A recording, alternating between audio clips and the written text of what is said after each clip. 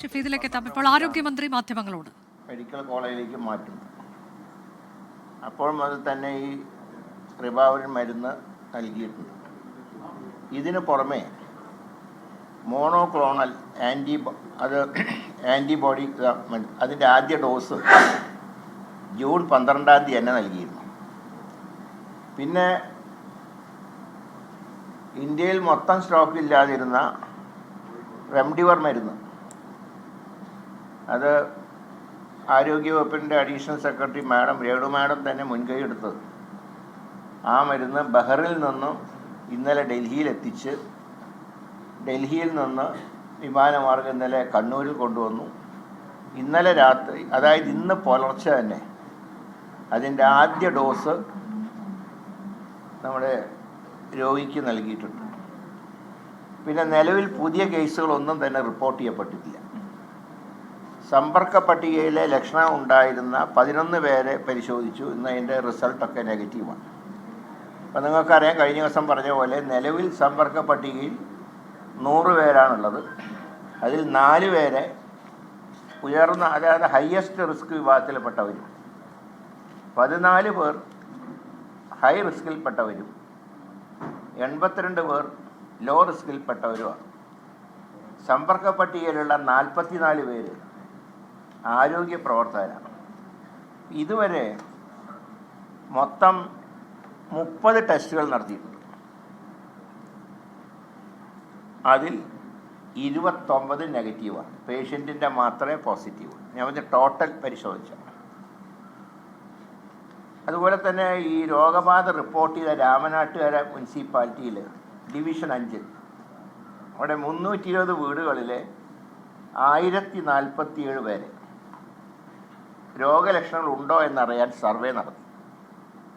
ആർക്കും തന്നെ നിലവിൽ നിപ രോഗലക്ഷണങ്ങളില്ല. സമ്പർക്ക പട്ടികയിൽ നിരീക്ഷണത്തിൽ കഴിയുന്നവർക്ക് അതാത് തദ്ദേശ സ്വയംഭരണ സ്ഥാപനങ്ങളുമായി ചേർന്ന് ആവശ്യ വസ്തുക്കൾ, ഭക്ഷണം ഉൾപ്പെടെ വീടുകളിൽ എത്തിക്കുന്നുണ്ട്. അപ്പോൾ ഇതാണ് ലേറ്റസ്റ്റ് ആയിട്ടുള്ള കണക്കെന്ന് പറയുന്നത്. അപ്പോൾ ഇനി ഷിഗല്ലയുടെ കേസ്. കേരളത്തിൽ ഇതുവരെ 135 ഷിഗല്ല കേസുകൾ സ്ഥിരീകരിച്ചിട്ടുണ്ട്. അതായത് ജനുവരി 1 തൊട്ടുള്ള കണക്കാണ് പറയുന്നത്. 3 മരണങ്ങൾ റിപ്പോർട്ട് ചെയ്തു. ഒന്ന് മാർച്ചിലാണ് ആദ്യത്തെ, അത് കോഴിക്കോട് ജില്ല. രണ്ടാമത്തതും കോഴിക്കോട് തന്നെ. ആദ്യം മരിച്ചത് 3 വയസ്സുള്ള കുട്ടിയാണ്. രണ്ടാമത് മരിച്ചത് 4 വയസ്സുള്ള കുട്ടിയാണ്. മൂന്നാമത് 59 വയസ്സുള്ള ഒരു സ്ത്രീ, ഒരു വീട്ടമ്മയാണ്. കോഴിക്കോട് കൊണ്ടുവന്നതിന് ശേഷം, മരിച്ചതിന് ശേഷമാണ് ഈ ഷിഗല്ല രോഗം സ്ഥിരീകരിച്ചത്. അപ്പോൾ 3 മരണങ്ങളാണ് ഇതുവരെ കഴിഞ്ഞ അതായത് ജനുവരി മുതൽ ജൂൺ വരെ. പിന്നെ ഇതിൻ്റെ കാര്യങ്ങൾ അറിയാം. അപ്പോൾ ഞങ്ങൾ കൊടുത്തിട്ടുള്ള നിർദ്ദേശം ആഹാരപാനീയങ്ങളും ശുചിത്വം, വ്യക്തിശുചിത്വം, ഇതൊക്കെ പരിസരം ക്ലീനാക്കി സൂക്ഷിക്കുക. ആഹാരം കഴിക്കുന്നതിന് മുമ്പ് ശുചിമുറി ഉപയോഗിച്ച ശേഷം സോപ്പ് ഉപയോഗിക്കുക. അതൊക്കെ നിങ്ങൾക്ക് അറിയുന്ന കാര്യങ്ങളാണ്. അപ്പോൾ നിയന്ത്രണം എന്ന് പറയുന്നത് സ്റ്റോപ്പ് ഡയറിയ ക്യാമ്പയിൻ സംസ്ഥാനം മുഴുവൻ ജൂൺ ആദ്യ വാരം മുതൽ ഇപ്പോൾ നടത്തിക്കൊണ്ട് ഇരിക്കുകയാണ്.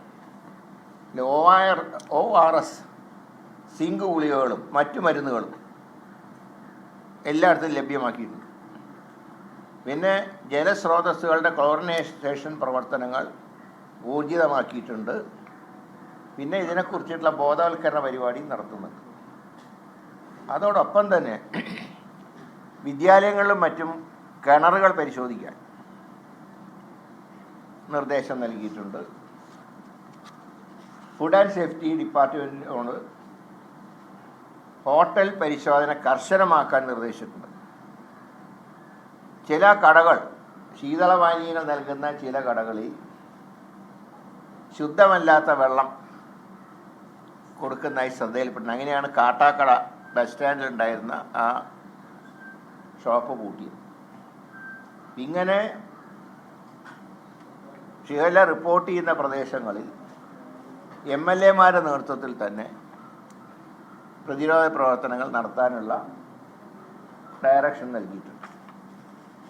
ഇതിലിപ്പോൾ ഷിഗല്ലയുടെ ലേറ്റസ്റ്റ് കണക്കനുസരിച്ച് കോഴിക്കോടാണ് ഏറ്റവും കൂടുതൽ ഈ രോഗം റിപ്പോർട്ട് ചെയ്തിട്ടുള്ളത്. ഈ 135 സ്ഥിരീകരിച്ച കേസുകളിൽ 68 എണ്ണം കോഴിക്കോടാണ്. വയനാട്ടിൽ 16, തിരുവനന്തപുരത്ത് 14, മലപ്പുറം 13, കൊല്ലം 6, ആലപ്പുഴ 6, തൃശ്ശൂർ 4, ഇടുക്കി 3, എറണാകുളം 2, കണ്ണൂർ 2, കോട്ടയം 1. ഇതാണ് മൊത്തത്തിലുള്ള ഇതിൻ്റെ.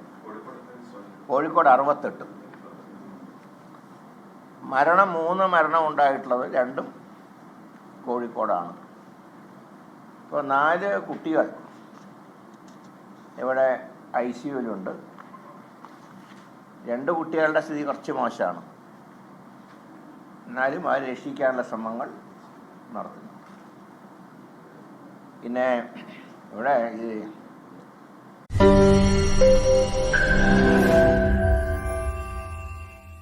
ലോകത്തെവിടെയായാലും ഏത് സമയത്തും 24 വാർത്തകളും ഓഗ്മെന്റഡ് റിയാലിറ്റി പാക്കേജുകളും എക്സ്പ്ലെയിനറുകളും വിശദമായി കാണാൻ ഞങ്ങളുടെ YouTube ചാനൽ നിങ്ങൾക്ക് സബ്സ്ക്രൈബ് ചെയ്യാം.